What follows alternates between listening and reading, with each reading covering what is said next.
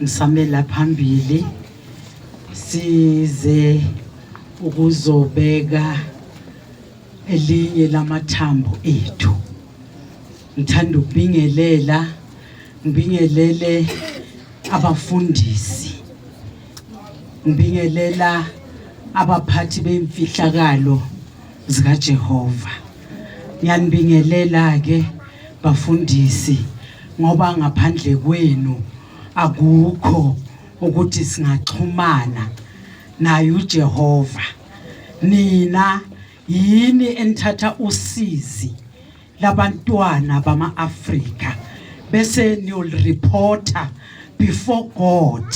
Yini enthatha inyembezi zethu singabantwana bomuzonsundu wase South Africa niyokhala phambi kwaJehova nithi naba abantwana base South Africa. You stand in the gap. Bafundisi siyabonga.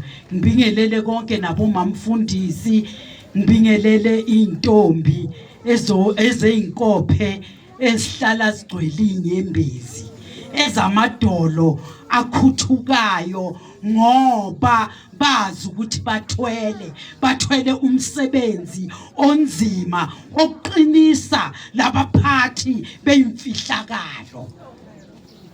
Siyambonga uJehova ukuthi ilanga lanamhlanje yebo kithi singabantu asikujwayeli, kodwa ukufa akekho umuntu okujwayelayo, kodwa ngicela sihlale sazi. That is why lithi izwi lenkosi masihlale ethembeni, sihlale sazi ukuthi ngelinye ilanga kuyomele siyohlangabezana naye uJehova, kodwa ayikho enye indlela, ayikho idouble up. Sihleli sila sonke indlela yethu esilindile.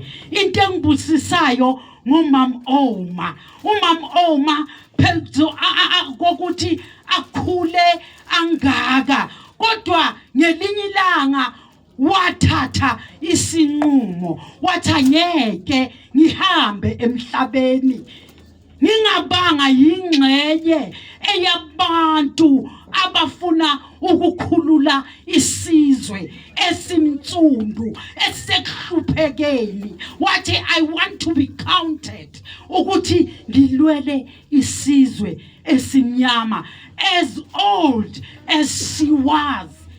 But wayibona lokho ukuthi iSouth Africa ayikakakhululeki. Yebo, we have a black government, but we are still oppressed under a black government. We sit without electricity, without water. Abantwana bethu abasebenzi, abantwana bethu bafunda, bagraduate, bahlale emakhaya baze badle inyawupe. Abantwana because of frustration.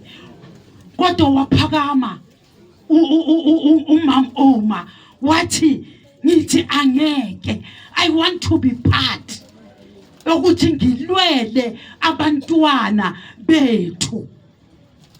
Hayi ukuthi ama-South Africans we are xenophobic. We are not xenophobic, but sithi ngoba namhlanje kugcwele ama-drugs eSouth Africa aza nabantu bangaphandle, bashiye abantwana babo emazweni wabo, bagraduate, bafunde, baqede lapho bajampe ifence beze South Africa bathi beze for skills. Leyo iyothatha umam Oma wathi never. What? Not with our children, not with our grandchildren.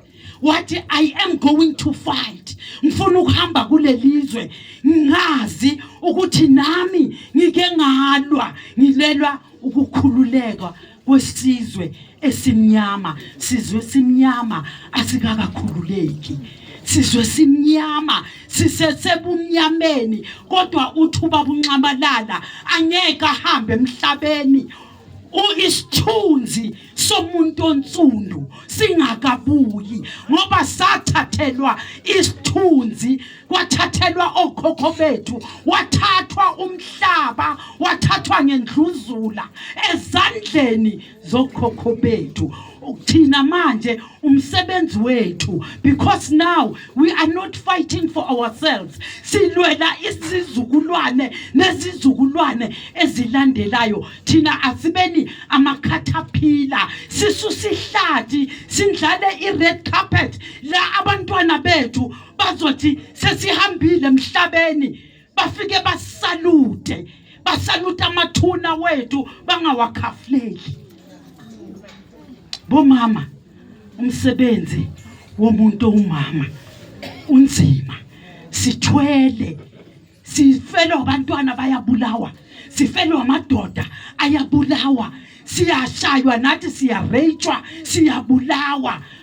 Lokho kuyothatha umama oxhumene namaZulu, umama womkhuleko, umama weyinkophe ezigcwele, ezihlala zigcwele inyembezi, umama ongakhuluma izindaba, umama ovela guqe avula amazulu ngomkhuleko. Hey, yazini, sorry. Amandla, all power. Ngiyabonga endalisoni.